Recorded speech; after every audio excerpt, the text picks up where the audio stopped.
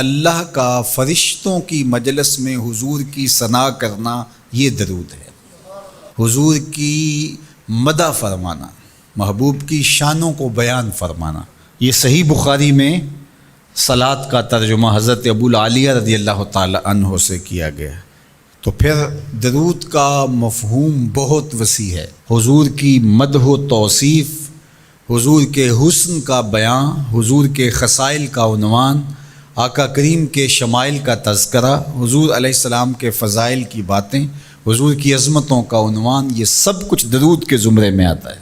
اور پھر ساتھ صیغہ بھی درود کا ہو اور اس میں شانیں بھی حضور کی ہوں، جس طرح درود تاج میں ہے، تو اس میں حضور پر درود بھی بھیجا گیا اور ساتھ حضور کی عظمتوں کو بھی بیان کیا گیا۔ تو یہ ایک خوبصورت گلدستہ بن گیا۔ درود شریف کے جو مفاہیم بیان کیے گئے ہیں، ان سب مفاہیم کو یہ اپنے جلو میں لیے ہوئے ہے یہ درود۔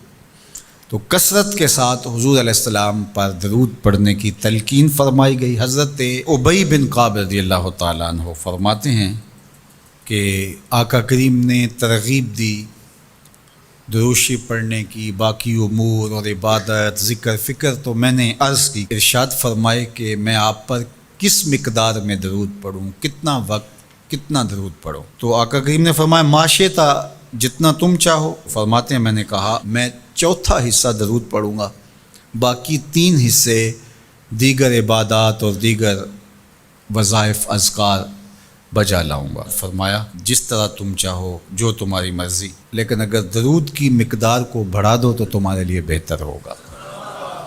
تو میں نے کہا النصف، میں آدھا وقت درود پڑھا کروں گا اور باقی چیزیں باقی آدھے وقت میں کروں گا۔ فرمایا جس طرح تم چاہو، لیکن اگر درود کی مقدار کو بڑھا دو تو تمہارے لیے بہتر ہوگا۔ میں نے کہا کہ حضور میں 2 حصے درود پڑھوں گا اور 1 حصہ باقی وظائف اوراد بجا لاؤں گا۔ فرمایا جیسے تمہارا دل چاہے، لیکن اگر تم درود کی مقدار کو بڑھا دو تو تمہارے لیے بہتر ہوگا۔ فرماتے ہیں میں نے کہا حضور میں پڑھوں گا ہی درود، سارا وقت میں آپ پہ درود ہی پڑھتا رہوں گا۔ فرمایا پھر تمہارے سارے دکھ، تکلیف، اذیتیں، پریشانیاں، اس کے لیے یہ درود کفایت کرے گا اور تمہارے گناہوں کی مغفرت فرما دی جائے گی۔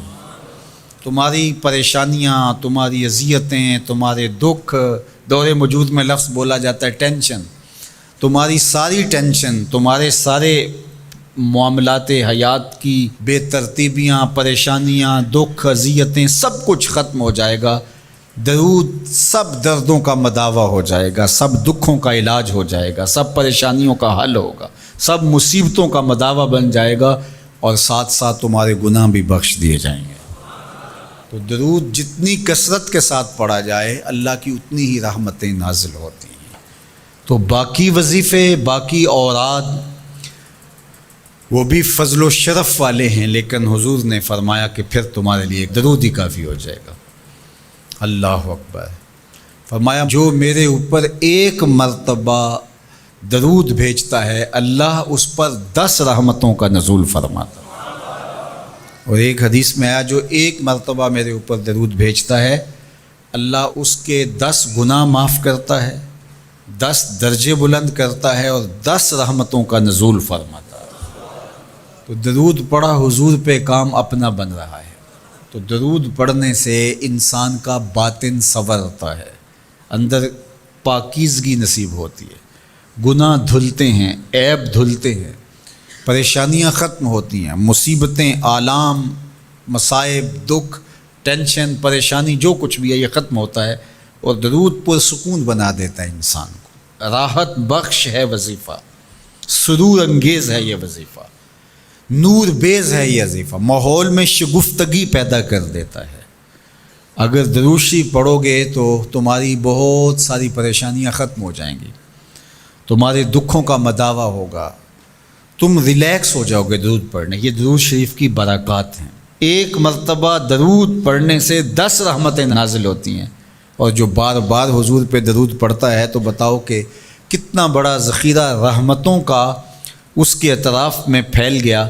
تو اس لیے کثرت کے ساتھ درود پڑھنا چاہیے۔ حضور علیہ السلام نے یہ بھی ارشاد فرمایا کہ جو میرے اوپر درود پڑھتا ہے میرے اوپر لازم ہے کہ میں اس کی شفاعت کروں گا۔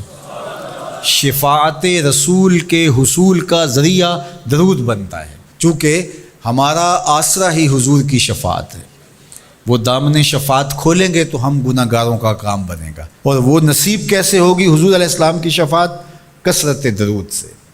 یہ بھی ارشاد فرمایا آقا کریم نے، قیامت کے دن میرے سب سے زیادہ قریب وہ ہوگا جو کثرت کے ساتھ میرے اوپر درود پڑھنے والا ہو۔ تو حضور کی قربت کا ذریعہ بھی درود ہے۔ کون سا مومن ہوگا جس کو حضور کے دیدار کا شوق نہیں ہے؟ کثرت درود کی برکت یہ ہے کہ حضور کا دیدار نصیب ہوتا ہے۔ حضور کا دیدار نصیب ہو جائے تو بتاؤ اور کیا چاہیے۔